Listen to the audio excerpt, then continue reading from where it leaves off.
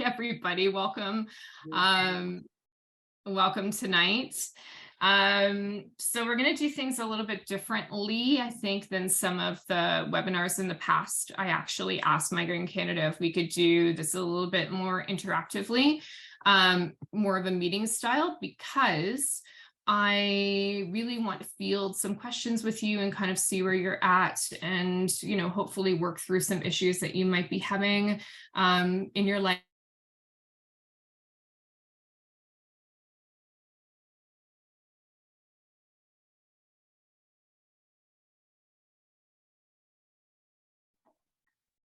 Was I muted? For a second there, but it came back up. I think it was my fault. I apologize. Okay. So anyway, so we're doing this more interactive today. So again, I'm going to take a few pauses throughout the presentation, and I have some questions that I might pose for you. But if anytime you have any questions as well, write them in the chat. And they're going to be moderated throughout the presentation, and hopefully I can address all of your questions as we go along. Oh, there we go. It wasn't working for a minute. So just a little introduction about me. My name's Susan Kate. I'm a PhD candidate at McMaster University. I just started my 4th year this year, and hopefully I'm getting close, another year and a half, and I'll be finishing. I did my master's at McMaster as well in gender studies and feminist research, and a Bachelor of Arts at Athabasca University. But I'm also a social service worker. So I run my own practice in the Hamilton area, but I spent many, many years in the nonprofit field working with addiction, women who were escaping abused relationships in shelters, in hospitals. So I've done all kinds of work in the social service sector.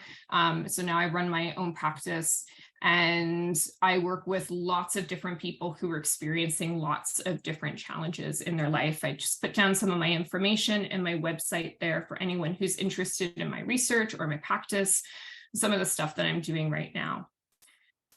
So my research interests and my practice focus, just to give you an idea of what I'm doing, is migraine disease, chronic migraine disease. I'm really interested in women's experiences of care, and I'm interested in understanding kind of the culture of migraine care and what that looks like, especially around women's experiences of dismissal and women's experiences of medical gaslighting. It's rooted in my own experiences as a woman trying to get care and diagnosis for chronic migraine, which I've had for about 18 years now. I have vestibular migraine, and I work from a very feminist lens, feminist care ethics and logic of care. And in terms of my practice, I support clients as they learn to accept and manage their chronic illness. That's kind of my focus. But like I said, I work with clients who are experiencing a range of issues, from anxiety, depression, and trauma, to, how to cope with relationships, how to develop better communication, which is what we're going to talk about today. So just a brief agenda. I'm going to give a brief overview today of the impact of migraine on individuals in their daily life. And obviously, this is not for those of you who have migraine, but this is more for those of you who are tuning in who might be partners, who might be allies, friends, family of someone who has migraine. I'm going to talk about how this might affect communication, and we're going to talk about how to communicate better with our partners, family members, friends, colleagues, what this actually means. What does good communication actually look like? And how can allies and partners communicate and collaborate better with us? And then towards the end of the presentation, I know Wendy wanted me to talk a little bit about how we can communicate towards getting our needs met in healthcare environments and self-advocacy, and why that's important. So we're going to touch on that as well. So to start off, just that review of the impact of chronic migraine, and actually chronic illness in general. So we all know chronic migraine is a genetic neurological condition. there's 15 or more migraine attacks per month for at least 3 months. So people who have chronic migraine have migraine symptoms on a regular basis. And those symptoms range from excruciating headache to having light and sound sensitivity, nausea, vomiting, vertigo. They might get paralysis on one side of their body. They might get visual changes in the form of aura. Attacks are subjective and affect people in various different ways. And patients don't just cope with their symptoms, but they cope with a lot of other pieces that are really, really difficult to manage. So, for example, there's that stress of having the condition, but also the stress of dealing with side effects from treatment, which is often a trade-off for some people. A lot of people who struggle with chronic migraine have feelings of anxiety, of vulnerability. They might have depression or grief. They might feel a loss of control. And migraine really impacts one's productivity and feelings of worth and self-esteem. So depending on the severity of symptoms, people who have chronic migraine might not be able to work, or they might have to lessen the amount of time that they spend at work, or they might have to rearrange some other goals that they had in their life. Maybe they need to parent differently. And that can really impact someone's sense of purpose and sense of self. Coping with migraine is really intersectional and subjective as well. And it depends on a lot of different interrelated variables. Social support is one that we're going to be talking about today specifically. Financial standing, someone's access to medication and resources, treatments, whether or not someone has access to allied health professionals, whether or not they have private insurance or the money to pay for private care, whether they have access to food that doesn't aggravate their symptoms and nutritional supplements, foundational knowledge. So whether or not someone has learned how to cope effectively with change or with crises. Not all of us have those skills. We weren't all raised and socialized to have those skills. So we're all dealing with really different, I guess, a baseline of what we have in terms of our toolbox to deal with migraine. And so some people might be really resilient and they might deal with their migraine quite well, and some people might not, and it might be because they don't have access to some of these things that might help with resilience. So I just wanted to highlight crisis theory, again, specifically for people who are supporting someone who has migraine disease. So crisis theory is really a theory that talks about how when someone is in a state of crisis, they become anxious, fearful, stressed, right? So their arousal state goes up in a very acute way, and it affects them in lots of different ways. But it leads them to find ways to restore balance. So we want to bring homeostasis back to the mind and the body. So as human beings, we're always problem solving, and we're trying to figure out, okay, how do I fix this problem? So that's when people start going to the doctor. They start going to their GP, they go to the hospital, they might do some of their own research, they might self-medicate in some way. They do things to try to figure out, how do I resolve these symptoms for these migraines that I'm having, or this migraine attack that I'm having, so I can get back to normal. But sometimes what happens is there's a failure to restore balance. Maybe treatment doesn't work. Maybe they're having a really hard time navigating the healthcare system. Maybe every time they go to the doctor dismisses what they're telling the doctor, and the doctor attributes their symptoms to something else. Maybe they don't have a good social support network. So failure to restore balance results in increased negative feelings about themselves and others. And sometimes this is where maladaptive coping strategies start to set in. So they might have a trauma response in regards to what's happening with them, and that might mean developing agoraphobia. Maybe they start to avoid going to places that trigger their symptoms. They start to withdraw from life. They might start self-medicating in ways that might have repercussions for them. Maybe they'll develop OCD type behaviors to try to regain control. So it affects people in various different ways. So a lack of social support, in addition to these other things, can result in a failure to restore balance and homeostasis. And again, we're highlighting social support today because social support is so, so important. I know for myself, when I first started having migraine symptoms, I didn't know what was going on with me. I was having these weird attacks every day where it felt like I was having a stroke. And I had just moved to Toronto. I had just gotten married. I didn't have any friends in Toronto. And I was drowning. I really needed a community around me to help me, and I didn't know who to reach out to. And it was really, really hard for me to adjust in those early years, and that had an impact. So when we talk about resilience, we're really talking about that ability to recover from misfortune or change or crisis. So that resilience really comes from the quality of relationships, which can heavily influence how emotionally resilient we might be in a crisis. Okay, sounds good. So chronic illness and relationships, chronic illness changes our relationships, as I'm sure many of you have experienced yourself, right? So individuals with migraine might not be able to engage in life or activities the same way they did prior to their condition. I know for myself, I was a very extroverted person. I used to go out all the time. I was very social. And then after I started to get chronic migraine attacks, I became a lot more withdrawn, a lot more introverted. And that piece of me just kind of, it just wasn't part of my life anymore. And it's something that I had to grieve.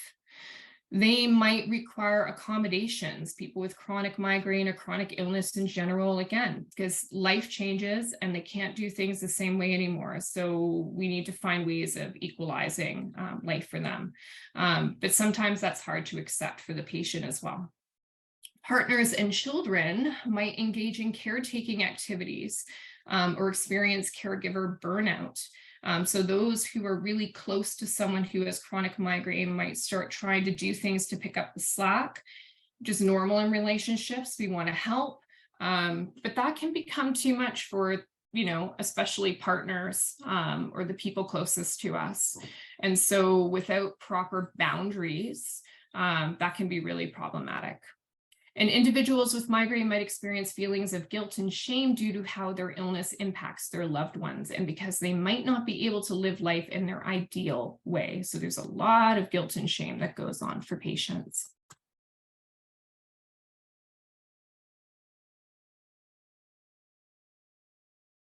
I don't know why my slide isn't going. That's odd. Oh, there we go. So how has migraine disease impacted your relationships? Just kind of wanted to take a pause here and just hear from you how migraine has been impacting you in your daily life and the people that you interact with.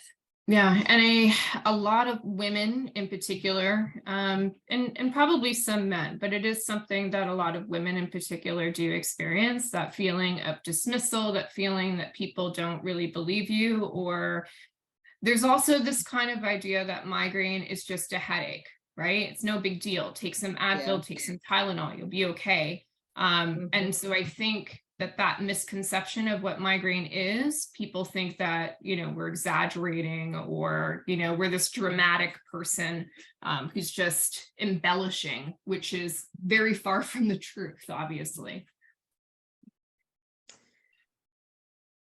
If you're having an attack, it's something I really relate to it, because even when I do these talks or I do a guest lecture or whatnot, I always have this fear in the back of my mind that I'm going to have a migraine attack. And then today, I just remind myself I'm among my people, so it's okay. But, I feel that, and a lot of people do end up losing a career or losing, a profession or that part of them.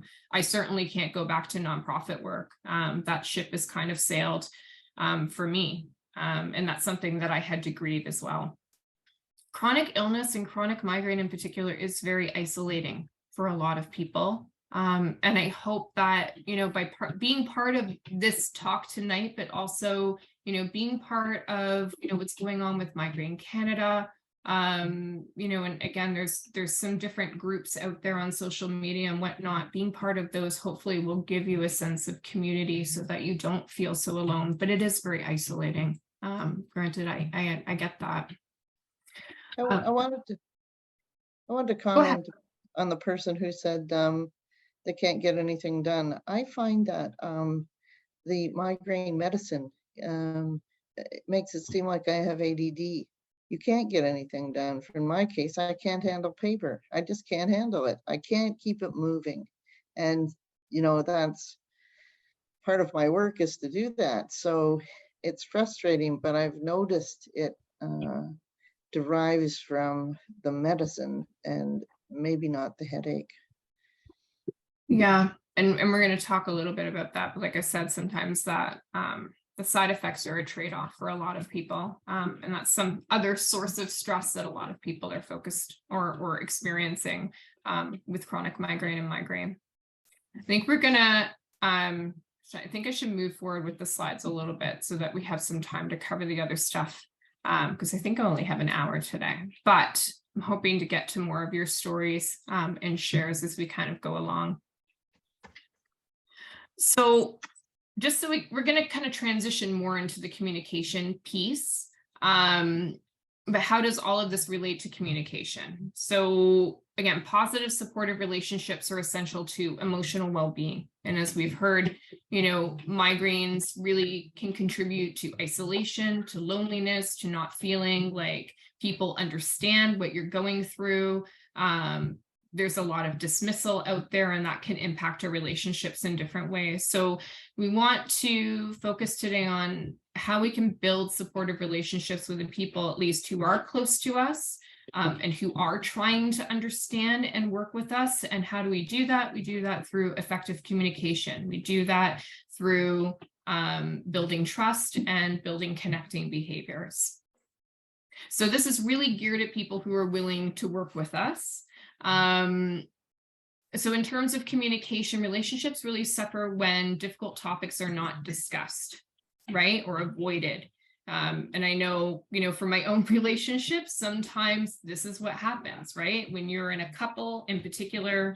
And I know tonight I'm going to be talking about a lot of things in relation to partnerships or couples. But a lot of these skills and whatnot that I'm going to be talking about can be applied to all types of relationships, whether they be family, parent, child, friend, whatnot. But in partnerships, when there's a crisis situation, it is not uncommon for one or both partners to start shutting down, to have more secrecy, to start disconnecting from one another, and to avoid the stressful topic. But that's something we don't want to do. We want to get it out in the open and address that kind of pink elephant, right? Without effective communication, we might suppress our own needs in our relationships. We probably will ignore the needs of others, and that leads to poor boundaries and conflict. So I find in my practice, but also in my own life and experience, if you don't have good boundaries with your partner, if you don't have good boundaries with other people in your life or at work, that's when things start to fall apart. We do need to honor our own needs. We need to honor the fact that life is very different for us. We're going to have partners and friends and people in our lives that need to also honor their own needs. And we have to find ways of working together, setting boundaries with one another and adhering to each other's boundaries. So constructive communication really helps us to feel secure and safe and authentic in our relationships, and destructive communication leaves us feeling resentful, anxious, and inauthentic in our relationships. So we want to build those constructive habits. So in terms of what communication is, I thought I would break it down to just, what it is as a thing. So some of you might have seen this nifty diagram before. It's really common, but it just highlights that communication isn't just an exchange of information. right? So it's this process where you have someone sending out a message and someone receiving a message, and the message is taken up in different ways by the receiver, depending on how that message is expressed. Is it expressed verbally, non-verbally? Is it expressed through text or email, which is something that's very common nowadays and causes lots of problems. And then underneath that, there is noise, which is something else that affects communication in terms of how messages are taken up. And we're going to talk about that in a bit more detail in a minute. So communication is necessary for survival in our relationships. Without it, our relationships aren't going to do very well. It includes language and tone and pitch and volume. It is description or it's inference. A lot of our communication, 85% of it, is nonverbal. And our kind of more reactive lizard brain picks up on nonverbal cues, things like posture and body positioning, eye contact, facial expressions, physical proximity. And it does that because we, on a biological survival level, want to assess for safety. So a lot of our communication is not wrapped up in words anyway. So when I spoke about noise, does anybody have an idea of what I'm referring to, and how noise might affect communication? Okay. So when I'm talking about noise, I'm talking about our values and experiences and subjectivities that information passes through. So when someone says something to us, when they tell us a story, we hear that story subject to all of those values and experiences and opinions and things that have made up our own life. It's filtered through all of that before we can make sense of it. That's how we make sense of it, right? So we all have this very subjective experience when we're taking in information. And that's why, or usually the source of a lot of misunderstandings. It can be the source of, information being taken in particular ways or heard in particular ways that isn't how necessarily the sender wants it heard. If that makes sense. So there are ways to work to lessen noise. Practicing empathy is probably one of the main things that I'm going to highlight throughout this talk that I want people to do in their relationships. And we're going to get into more detail about how you can actually do that. Recognizing that we all experience life and circumstances differently. So like I said earlier, we all have these different experiences and values. We've all been socialized in different ways. Our families have all raised us differently. We value different things differently. And that impacts how we live our life and how we take up information and the choices that we make. And they're all very subjective, and there's no right or wrong answer. Active listening is really, really important. When someone is telling us something, it's really important that we listen to them fully. I don't know if any of you relate to this, but I find most people are guilty of this. I'm guilty of this. But when someone's telling me a story, I will latch on to something in that story and then become fixated on it and think about how I want to respond to it. And when you do that, you kind of close yourself off from hearing the rest of the story. So when we're doing that, we're not listening fully. And again, I think we're all guilty of that at times, and that's something we want to avoid doing. We also want to keep our biases and values in check. So just because we see something a particular way doesn't mean someone else is going to see it the same way. Asking for clarification, paraphrasing and summarizing what we think we hear, or asking the other what they are saying or what they are hearing us say is really important as well. Authenticity and vulnerability is really important in relationships. And as I already mentioned, you're going to learn, or probably already have learned, who you can be authentic with and vulnerable with and who you can't. And I think that that's something that everyone with a chronic illness goes through. But we need to allow space for others to be authentic as well in our relationships. And we need to allow ourselves to be vulnerable to others so we can be our authentic selves. And so again, this is I guess the point of this talk is about figuring out, if you've already figured out who you can do that with safely, how we can strengthen that relationship, because there still might be tension in it from time to time. Also in relationships, there's this issue of control that you might have already experienced as well. So I'm going to talk about control in terms of something called choice theory, which is a psychological theory by Dr. William Glasser.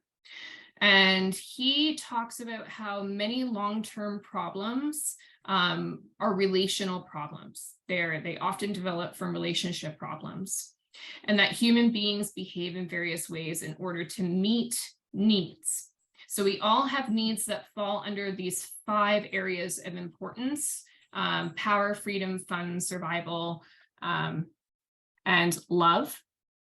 And we all rank the importance of these different areas differently.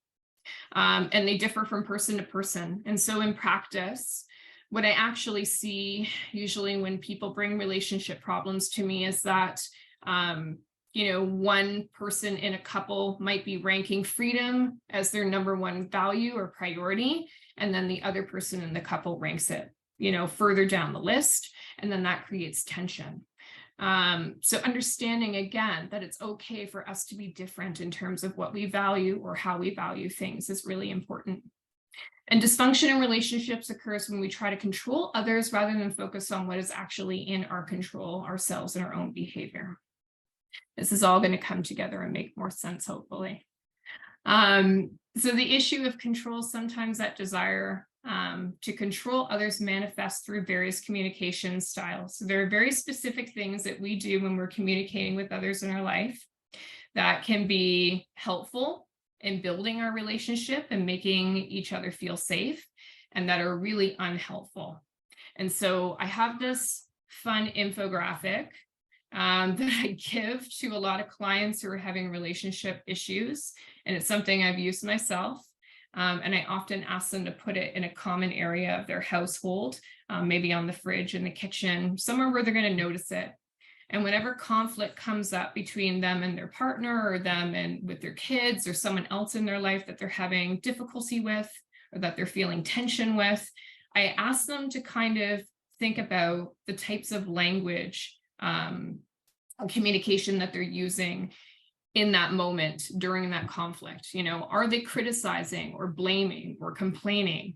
Are they punishing in some way or threatening? These are behaviors that, again, we're all guilty of at times, but they damage our relationships. They push people away from us.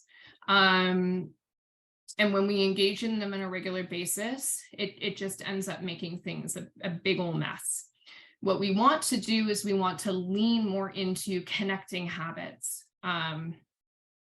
So those more connecting behaviors, such as, again, demonstrating empathy, supporting each other, encouraging, listening fully, accepting other people for where they're at or what's going on with them, being trustful and respectful. These are the things that actually help build intimacy. They help to build rapport with one another, and they make people feel safe and comfortable.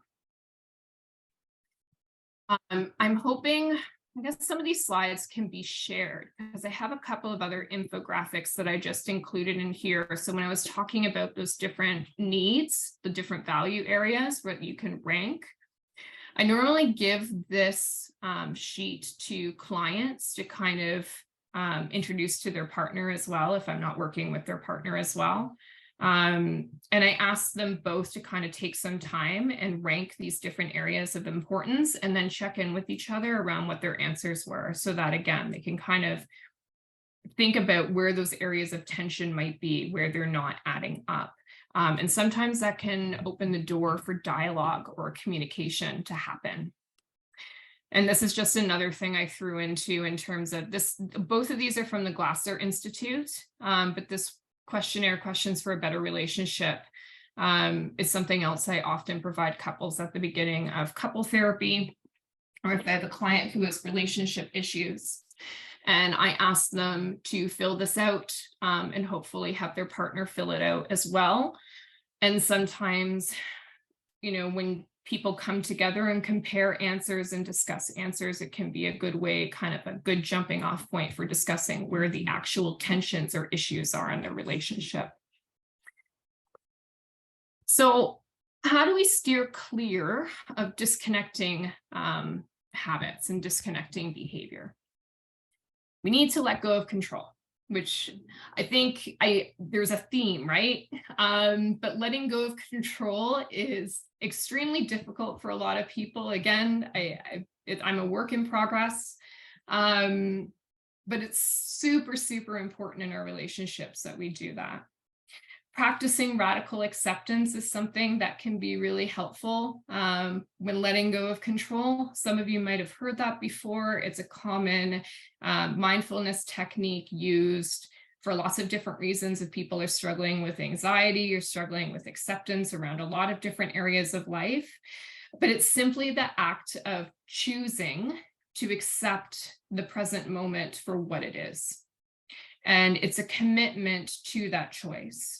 And it's something that you do by having an inner dialogue with yourself, where you remind yourself, I need to accept what's happening right now.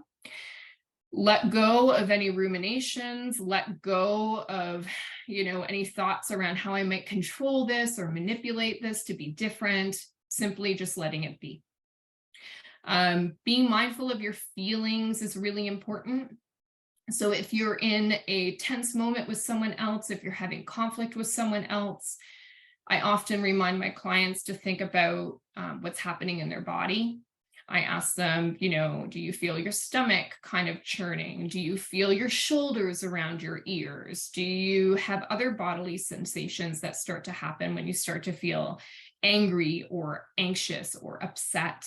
And if that's the case and you feel like you need a breather, take it. Take a moment, ground yourself. You don't need to address it in that very moment in most circumstances. This is where boundaries come in handy, right? You can tell the other person, you know what? I want to talk about this with you, but I need to have some space right now. Can we talk about it tomorrow? Can I call you later? Boundaries are really, really important so that you can meet your needs of just kind of stabilizing and getting yourself in a better headspace so that you can address the problem. Becoming aware of your habits and triggers are really important. Maybe you have someone in your life who does something in particular that sets off something inside of you, sets off anxiety. Being aware of that trigger can be really important, so that way you can figure out how to problem solve, how to deal with it when it comes up. Remember, it's really important to honor the other person's right to autonomy and authenticity. You don't have to agree with what they are thinking or feeling or whatever's going on with them. You just need to accept that that's what's going on with them. Again, going back to acceptance of the present moment is really important. And using collaborative affirming language is really important. So going back to, again, those connecting behaviors. And again, we're going to talk a little bit in more detail on how you can do that. So when I talk about working together, I know often people talk about compromise in relationships. I really like to use the term collaboration over compromise. I'm just wondering if anyone has any thoughts around that, why I might choose collaboration over compromise. What action do you think is more effective, or what do you think the difference is? So when you're collaborating with someone, you're building something from the ground up. So you're problem solving together. Whereas compromise, we're always thinking about, someone's got to lose something. And it doesn't always feel very good. And it doesn't mean there aren't times for compromise, because I'm sure there are times where compromise might be effective. But if you can collaborate instead, that's generally a better approach in your relationships. So have you discovered ways to collaborate with your partners or friends or family members since your chronic migraine diagnosis? Are there things that have worked for you in terms of problem solving or collaboration?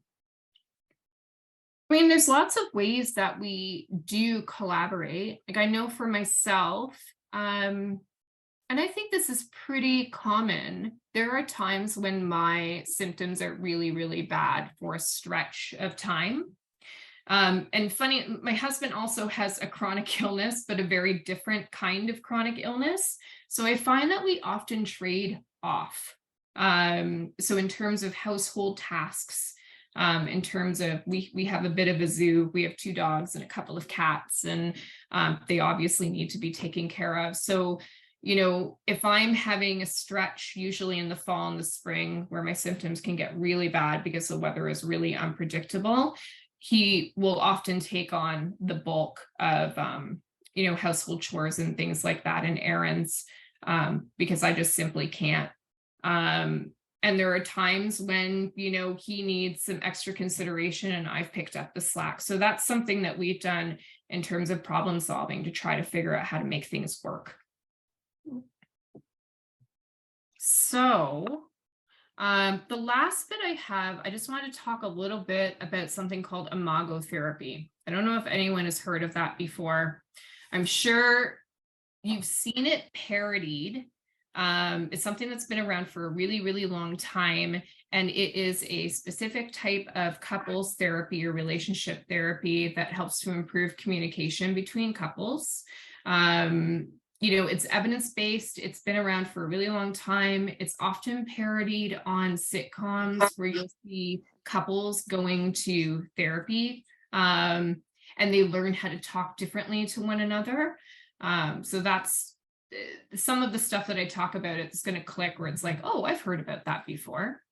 There's a lot of books that have been written by the developers or founders of imagotherapy. I put in 2 that are most common if you want to look up those references, but they are books that people have found really, really helpful for a very, very long time. They're a bit out of date, but I would still recommend them as being potentially helpful if you're having issues, particularly with a partner.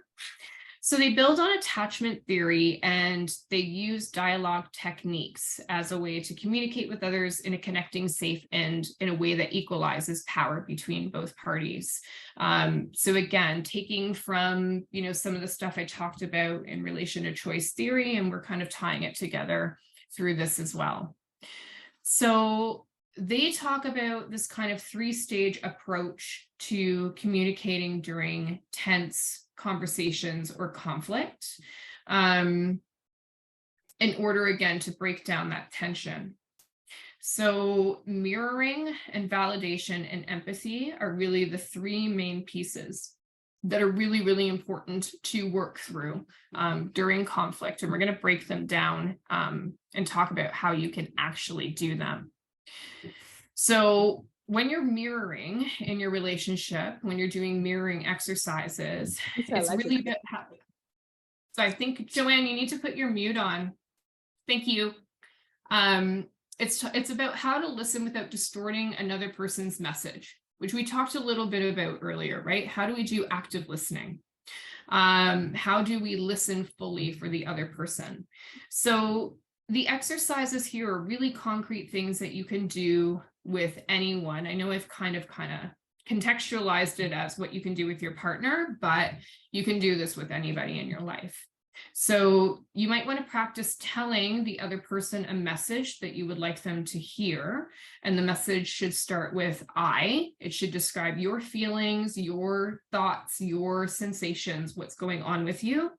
And what you want the other person to do is then to mirror or feed back to you what they heard you say. So this is a way that we can ensure that a message is received properly.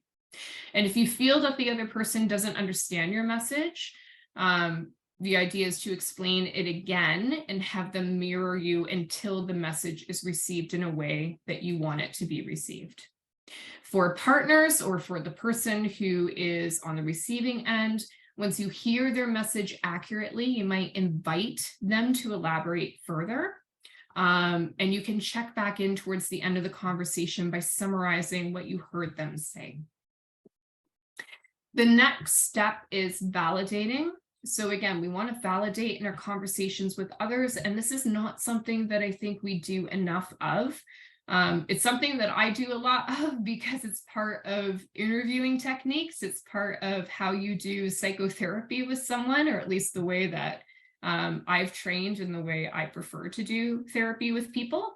I like to be very validating of my clients. Validation isn't about agreeing with the other person necessarily. It's about understanding that they're having an experience. They have thoughts and feelings that are salient to them and their experience, and that's valid, right? It doesn't matter what I think. I'm not them. I'm not in their body. And I'm not in their mind. So we need to be able to respect, again, where other people are at. So it's about recognizing that we're all entitled to our own perceptions and feelings and reactions to events. And you might validate someone by offering a statement to them, such as, I can see how that must have been difficult for you, or what you're saying makes sense. Feeding back to them what you hear them say. And then empathy, again, really important.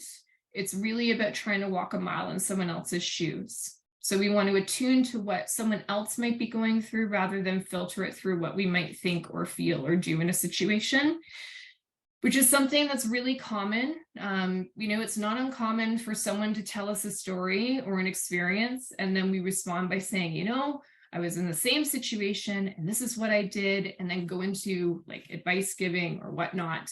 And there's a time and a place for that. Certainly if someone's asking for advice or information, but I find in a lot of our conversations, we jump to that when it's not necessarily needed. And what someone is really looking for is empathy. They're looking for someone to really listen, to get it, to really try to understand what they might be experiencing. Although we can't fully know what someone's experiencing, we can try. So you might try to reflect for feeling. You might try saying to them, I hear that you are feeling XYZ. Just trying to demonstrate to them that we're really trying to get it. And we do that by, again, feeding back what we hear them saying, and how we're taking up that experience that they're speaking about.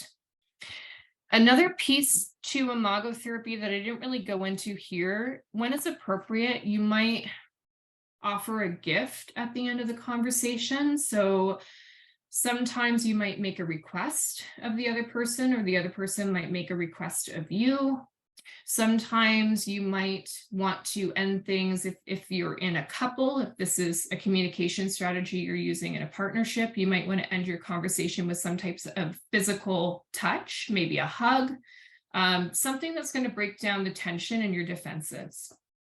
So studies have found this to be really, really effective. And people who communicate in these ways, they tend to have better intimacy with others. Their self-awareness improves, but developing that empathy and learning to validate the other people in their lives, it really builds that relationship in a really caring, supportive, connecting way. And that's what we want. And again, so I'm hoping there are people who are watching this today, who are watching this with a partner, or watching this with someone else in their family, someone who's close to them, so that you can try out some of these techniques. So I'm going to switch gears a little bit, and then this is kind of the last bit of the talk, and then I think I'll field questions at the end on everything, if that makes sense. But I know Wendy talked to me about wanting to also include pieces on self-advocacy, because self-advocacy is a really huge topic, and I could probably do another talk on this topic. But it is something that I don't think we talk about enough. So I'm going to try to just talk about, I think, a little bit more about why it's important, and then we'll go from there. So as a lot of you know, and this is kind of tied up with my research too, the healthcare system isn't really designed for patients with chronic illness. It was created for acute care. It's created for things like broken legs, acute infections, things that you can fix really quickly and get people out the door. Care is really focused on symptom relief, and that might or might not be what a patient needs in the moment when they go and they seek care. And a lot of the drugs used to treat migraine carry significant side effects, like we've already talked about tonight, and some people have shared about that tonight. Many physicians have very little training or knowledge about migraine disease, and realistically, there's no doctor who's going to know everything, because they're not androids, they're human beings, and we have limits on what we can memorize and know. You know, and there's an argument to be made that migraine is such a common affliction that more doctors should know about it. But again, the reality is a lot of doctors aren't necessarily interested, and they're not necessarily going to know what they need to know to treat us. Misdiagnosis and underdiagnosis as a result is high, and humans are incapable of objective thought. So all diagnoses and care decisions are filtered through a healthcare provider's personal biases and subjectivities and values, like we talked about before, that noise, right? That impacts how we take up knowledge. You know, and I'll give you an example. You know, when I was first having symptoms, the main symptom that stood out for me was vertigo.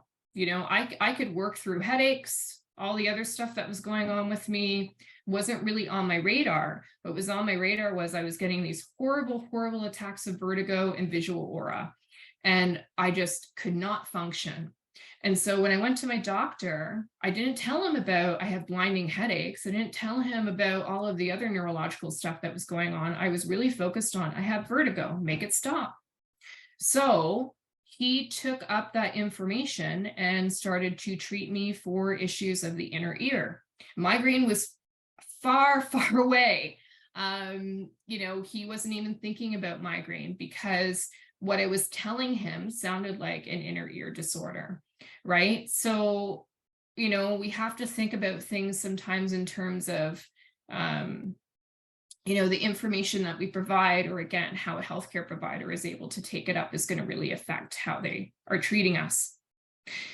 Also, ideally, developing self-advocacy skills like we're talking about tonight might lead you to feeling more empowered. You might have more care options if you self-advocate, and it might give you a sense of control. I also want to highlight tonight that understandably, this is written from a really privileged position. I had a really hard time writing this part of the talk as a white woman who's educated and has access to a lot of things, because I acknowledge that marginalization occurs in healthcare, and systemically, the system is not made for all people. It is not made for people who are differently positioned. If you are living in poverty, if you are BIPOC, if you're an immigrant, if you're a woman, if you're LGBTQ 2S+, you know, all of these groups suffer in different ways under these systemic institutions, such as our healthcare institution. So these are all the things that make it really important that we learn how to self-advocate, because they get in the way of us getting really good care. So agency is really, really important. It's important that you change your mindset. We want to take control over health and well-being. So instead of seeing your doctor as someone who has all the answers, we want you to see your doctor as a service provider. So there's someone who can provide information, who we should work alongside with as you work towards finding solutions, towards resolving your migraine symptoms, but they're not going to have all the answers. They're going to have some answers, and they're going to have limitations on what they can provide as well. So don't discount or allow your own experiences or knowledge to be dismissed. We talked a little bit about dismissal today in terms of relationships, but there's a lot of dismissal that happens in healthcare. You know, if you walk out of a medical appointment and you're like, they weren't getting me, or they weren't hearing something that was affecting me, or this isn't a good solution for me, don't be afraid to voice that. And we're going to talk about other things that you can do, but you should be able to take that back to your healthcare provider and say, you know what? I really need you to hear that there's other pieces to this that I don't think you're taking into account. Ask questions, take notes during your appointments, contact your doctor's office if things are not improving with prescribed treatment. It's really important for people to stay on top of this stuff. Again, your doctors have really high caseloads. They have a lot of stuff going on in their practice, you know, so they don't always have the time to attune to things in the way that we would want them to, unfortunately. And so if we don't speak up about these things, we might not necessarily get our needs met. So again, tying in setting healthy boundaries, knowing what your needs are. It's really, really important that we're able to push ourselves to do that in these settings. Get involved. Do your own research about your illness and about treatments. Ask to see a specialist. Define what type, who, and don't take no for an answer, which I know can be super difficult. I recently went through that with my own doctor. You know, I was having lots of autoimmune symptoms recently, and I said, I want to see a rheumatologist. And he was like, no, I'll do my own tests. And we did that. And I didn't think he did enough tests. I didn't agree with his diagnosis. And I had to go back and say, you know what? I want to see this rheumatologist. I really want the referral. And I'm really not leaving this office until you do it, which was really difficult for me because I'm a very anxious person. But I knew that if I didn't do that, then it would have just been swept under the rug, unfortunately.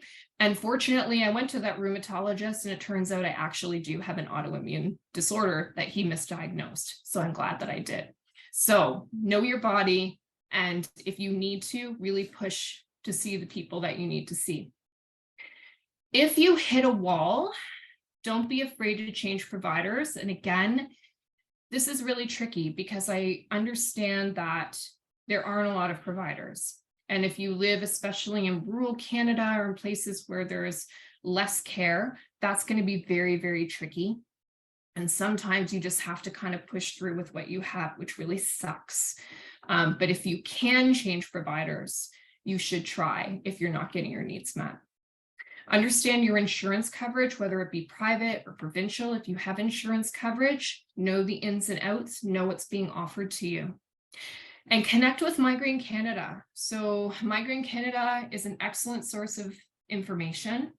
They really do pay attention to patient voices. You know, so they have tons of resources on their website that might be really useful to you, as many of you know. But even aside from that, I'm sure if you reached out to Migraine Canada and said, I'm experiencing this issue, and you were looking for, a new healthcare provider, someone who specializes in migraine. I know they're putting together kind of a database of practitioners that are more migraine and headache focused, but they might be able to help with things like that. So they're a really good resource. Just giving them a plug. They didn't ask me to do that, but I think they're wonderful. So use them.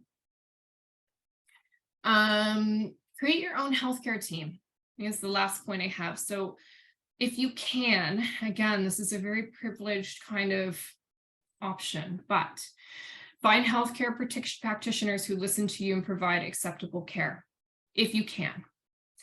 Reach out to allied health professionals as needed, again, if you can, who might round out your care. I found more help sometimes through chiropractors and massage therapists. I see a really fantastic social worker for therapy myself and for supervision, because I have my own practice, who has been amazing in helping me kind of just figure out, how do I work through these symptoms? Because I still have symptoms that I have to deal with. How do I accept them? How do I work through them on a day-to-day basis? There are physiotherapists out there. There are naturopaths. There are a whole bunch of different allied health professionals who might be able to help you in different ways. If you need to continue with a physician or specialist who's difficult or who lacks empathy, again, you might have to push through, use them for what you can, but access support through your peers or a counselor or friends or family when needed to help you cope with some of the issues that might come up with that practitioner. Maybe there's someone that you can talk to who might help you problem solve through a particular issue that you're having with that practitioner, or might help encourage you if you're having difficulty working up the courage to address some of the problems in that working relationship. So I'm just going to end this talk today just highlighting it's okay for you to meet your own needs and to set boundaries with others and to build the life that you want. And I hope that this was really helpful in terms of trying to figure out, what are some elements of communication that might help me do that with the people who are close to me, as well. I know we covered kind of a vast array of things tonight, but hopefully it was helpful